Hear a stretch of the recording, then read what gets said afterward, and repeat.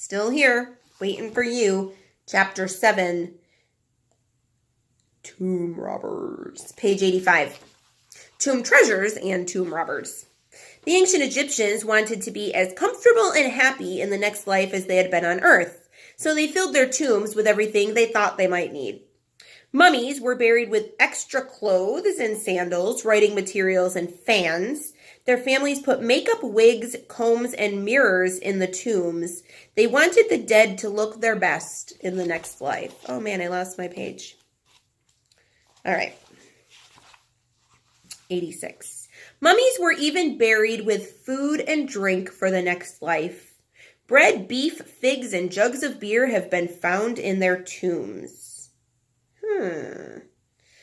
Wealthy people wanted to have servants in the next life. Since they couldn't take their living servants with them, they made servant statues. These statues were called shabtis. The Egyptians believed the shabtis would come to life and go to work in the next life. There were often other statues in the tomb too. Some were statues of the dead person. Jack says some shabtis had their own little mummy cases. A mummy case for a stone statue. Page 87, Egyptians believed these statues could be a home for the Ba and Ka if the mummy was destroyed. Other statues were there to guard the mummy and protect it from evil, like tomb robbers. Annie says, every pyramid standing today has been broken into by tomb robbers. People can't just mind their own business and keep their own things. The items buried with mummies could be very valuable. Many amulets, statues, and mummy cases were partly made of gold. That's why they were broken into. Some were decorated with jewels. The mummy's treasures were supposed to be used in the next life, but throughout history, many dishonest people have stolen the treasures to use in this life. These people are called tomb robbers. When tomb robbers broke into a tomb, they took everything of value. They showed no respect for the mummy or its sacred resting place. It's the same thing like if somebody broke into a cemetery, dug up a coffin, opened it, and took stuff out of it. It's the same thing. Page 88, Tomb robbers broke open mummy cases. They took the amulets from the mummy's linen strips. They stole jewelry from the mummy's body. They took the makeup and perfume and body oils that had been left for the mummy to use in the next life. Not cool. Oh my gosh, the next part's even worse. Some tomb robbers even burned the mummy to light the tomb while they worked. Bro. Very disrespectful. Tomb robbing was very dangerous. Ancient Egyptians thought tomb robbers were committing crimes against the gods. If they were caught, they were beaten and often put to death. Sadly, this did not stop others from robbing the mummy's tombs. Because of the tomb robbers' greed, many great treasures of ancient Egypt have been lost forever. Wow, people. Wow. Page 90, tomb paintings. One thing robbers couldn't steal was the art on the walls of a tomb. Tomb paintings have taught us a great deal about life in ancient Egypt. Tomb paintings often show people dancing or playing musical instruments. It was believed the dancers and musicians in the paintings would dance, sing, and play for the dead person in the next life. Tomb paintings also show the person who had died. Even if the person was old and weak at the time of death, tomb paintings show him or her as young and healthy. Egyptians believed that was how the person would live in the next life. Page 93, Chapter 8, the most famous mummy of all. Pyramids were built to honor pharaohs and their families, but pyramids also told tomb robbers exactly where to look for treasure. Pharaohs cared more about keeping their mummies safe than about having huge pyramids. So they began to build secret tombs they hoped robbers couldn't find. We talked about that today. Fake passageways, false entrances. Page 94, the Valley of the Kings. The Valley of the Kings is hidden deep in the Egyptian desert. It is surrounded by rocky cliffs with steep walls. There is a mountain near the Valley of the Kings that is shaped like a pyramid. The Egyptians thought this would be a perfect place to hide the tombs of their pharaohs. Jack says the Egyptians called the Valley of the Kings the Great Place. Page 95, the people who built tombs in the Valley of the Kings worked very hard to keep them hidden. They cut secret chambers into the rock. They dug passageways that led nowhere. They built false entrances. They sealed the real entrances with heavy stones. Guards watched the tombs day and night. Still, tomb robbers found the tombs and their treasures.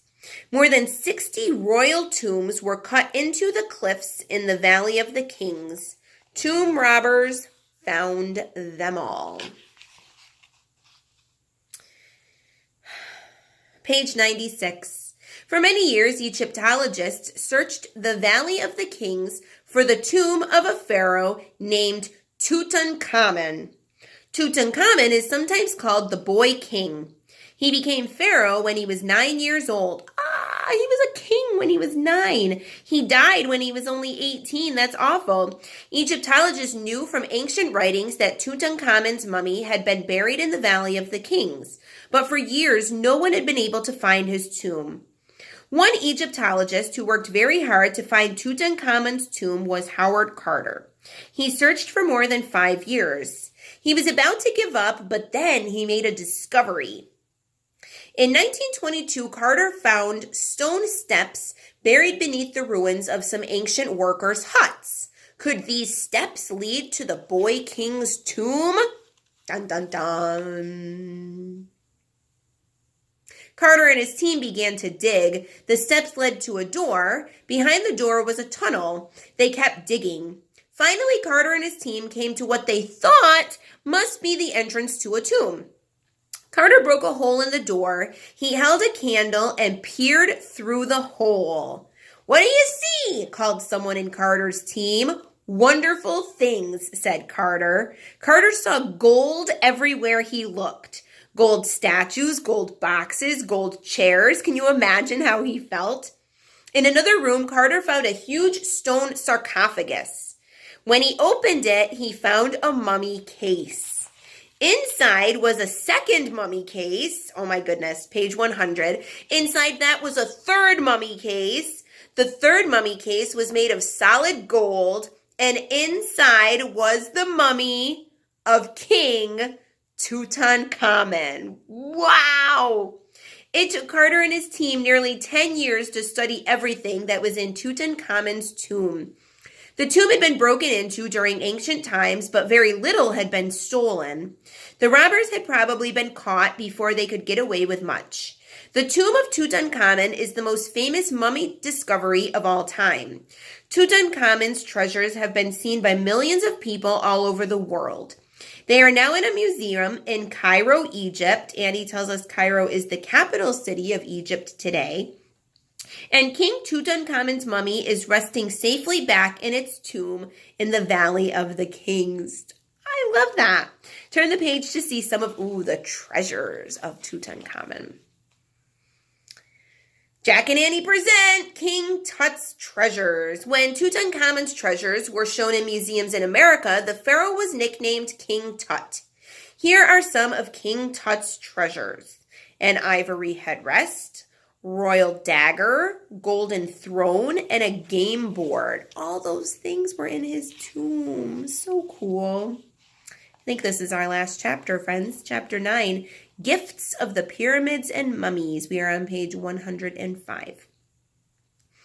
Each year, millions of tourists visit the ancient pyramids in Egypt. There are 35 pyramids still standing along the banks of the Nile River. The pyramids are empty now. Their mummies and treasures are in museums all over the world. There, they are treated with great care and respect. Finally, they are safe from tomb robbers. The mummies of Egypt have given us a great gift, the gift of knowledge. The writings, paintings, and treasures of the mummies' tombs teach us how the ancient Egyptians lived, how they worked, and how they played. This knowledge helps bring the distant past alive. The ancient Egyptians believed they could live forever. In a way, they have. That's the end of the book. It goes on to say, if you keep reading, that you can continue to do more research. It gives you some books and some DVDs and some internet websites that you could look at if you were interested. And obviously, if you are interested in learning more about mummies and pyramids and things like that, you can ask me. And if we don't have any books here in the library, I could totally get them for you because I would love that. So we're finished. Remember what we're doing, though. We have a few more chapters in, what book are we even reading? Mummies in the Morning. And so in 2 weeks, we're going to be taking our quiz. So if you want to come back and revisit these videos before we do that, that would be cool. Okay, I love you guys. Thanks for checking in with me. Have a good weekend.